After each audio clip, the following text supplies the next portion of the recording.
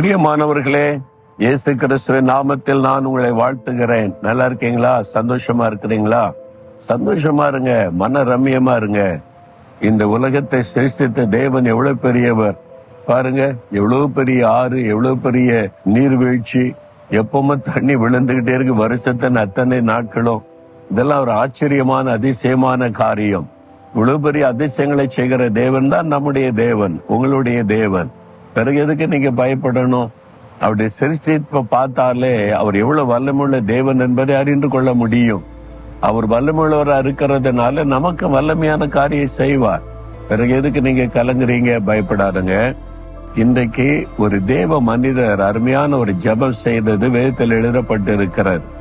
நம்ம கூட இந்த மாதிரி சூழ்நிலையில அப்படி ஜெபிக்க பழகணும். நெகேமியா 13 கடைசி வசனத்துல, என் தேவனே, எனக்கு நன்மை உண்டாக என்னை நினைத்தருளும். நீர் என் தேவன், வானத்தை பூமியை உண்டாக்கினவர். எனக்கு ஒரு நன்மையான காரியம் நடக்கணும். அது என் பிள்ளைகளுடைய காரியம், அல்லது என்னுடைய வேலை காரியம், பிசினஸ் காரியம், ஊழிய காரியம், என் குடும்ப காரியம். ஒரு நன்மை நடக்கணும், தடப்பட்டுக்கிட்டே இருக்குது. நன்மையான காரியம் நடக்கவே மாட்டேங்குது. என்ன பண்ணன்னு தெரியல.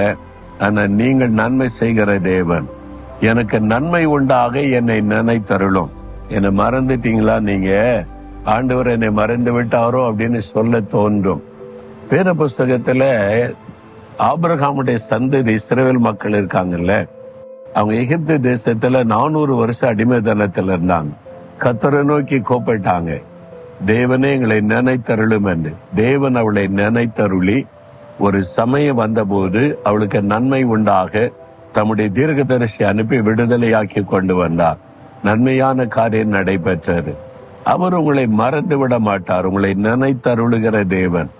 நீங்க ஜெபிக்கணும், தேவனே என்னை, என் குடும்பத்தை நினைத்தருளும், என் பிள்ளைகளை நினைத்தருளும், என் சந்ததியை நினைத்தருளும்.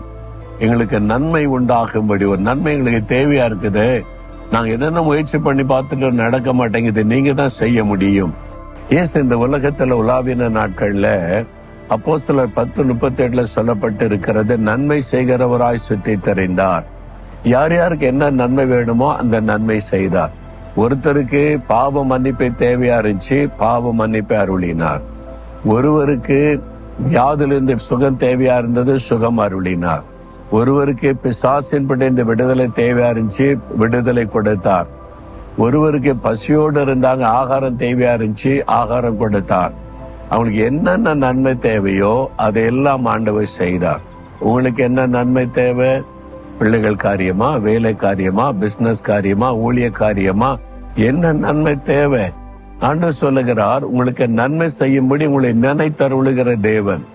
ஆண்டவரே, எனக்கு இந்த நன்மை செய்யும்படி என்னை நினைத்தருளும்.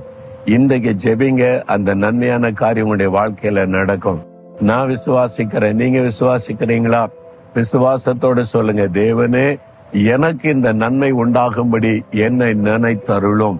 இயேசுவின் நாமத்தில் ஆமேன், ஆமேன்.